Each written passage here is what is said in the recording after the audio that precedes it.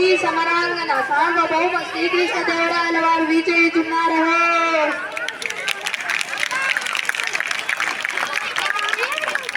అష్టదిగ్గజ కవులకు, సాహితీ ప్రియులకు, కుల ప్రజలకు స్వాగతం.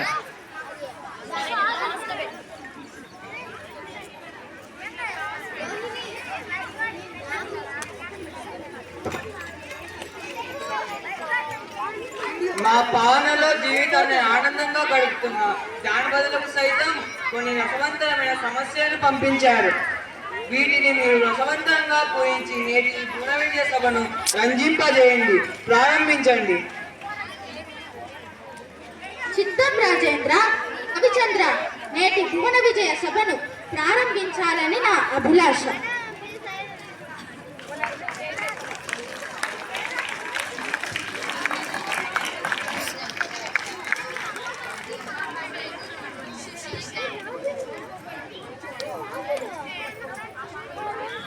ఈ ఆలోచన నిజమే పెద్ద నామధ్య.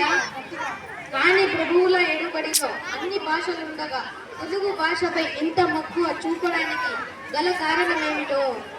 అదేమిటి సూరణ కవి, మందార మకరందాలు జారువారే తెలుగు భాషను ఇష్టపడిన వారందరే తెలుగు దేవనందువా. తెలుగు దేలయన్న దేశంబు తెలుగేను, తెలుగు వల్లముండ తెలుగు కొండ ఎర్రను పులుగొలువ నెరుగవే భాషాడి దేశ భాషలందు తెలుగు లెస్స. మరి ఇంతది తెలుగు భాష మీద ఎవరికైనా ఎందుకు మమకారం ఉండదు పెద్దల మధ్య? చిత్త మహాప్రభు, మీ అభిప్రాయమే శిరోధార్యం. పెద్దల మధ్య నీ పద్య పోయినకు సమస్య ఇదిగో. అగ్రజానుజులైరనుజాగ్రజులుగా. ఆహాహా, ఏమి సమస్య? అన్నదమ్ములు తమ్ముడన్నలయ్యారు. ప్రభు, నా పూరణ ఇదిగో. పుష్యమిన్ భరతాఖ్యుడు పుట్టినాడు, మోనసు లక్ష్మణుందాశ్లేష పుట్టినాడు. భరత లక్ష్మణ క్రమమిది ఎరసి చూడ, అగ్రజానజులైరనజాగ్రజులుగా.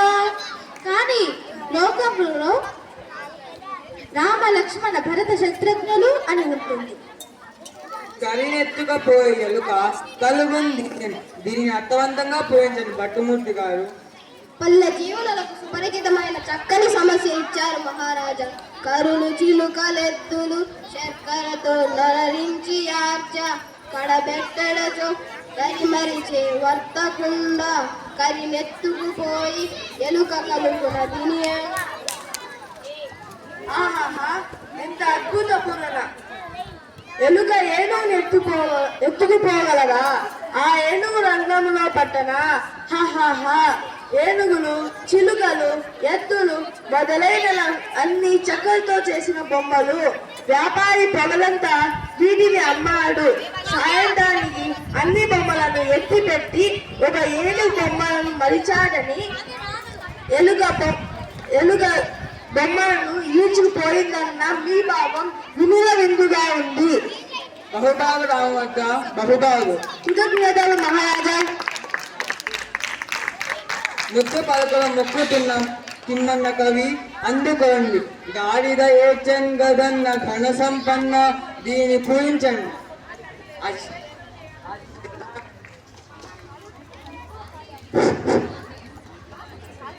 రాజశేఖర, మానవులలో ఆడిన మాటను తప్పేవాళ్ళు కొందరు ఉన్నారు. దీనిని జంతువులలో చూడలేము.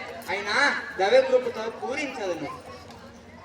ఆడిన మాటను తప్పిన గాడిద కొడుకంచు తిట్టగా విని అయ్యో వీడా నా కొడుకని యొక్క గాడిద ఏడ్చెం గదన్న గణ సంపన్న.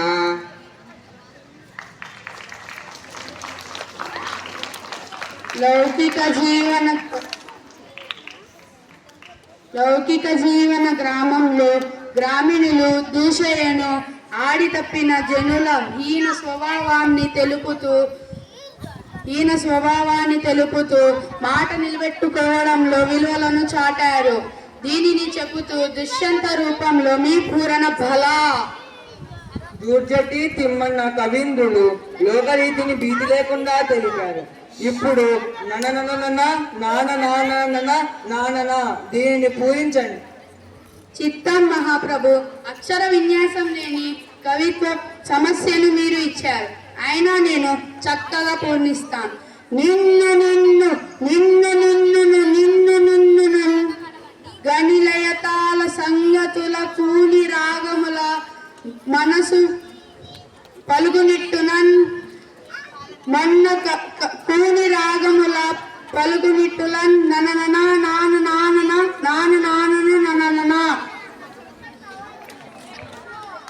భవ శ్రీకాళహస్తీశ్వరుని వరప్రసాదం కవిత్వంగా పొందిన దూర్చటి భువన విజయ కవులను చూచిన జానపదుల మన కవుల కావ్య సాహిత్యాన్ని, మన సభ గొప్పతనాన్ని గూర్చి పొలంలో పనులు చేసుకుంటూ కూడా లయ కాలానికి అనుకూలంగా మిక్కిలి సంతోషంతో కూని రాగాలను అల్లుకునే స్థితికి కళ్ళకు కట్టితివి.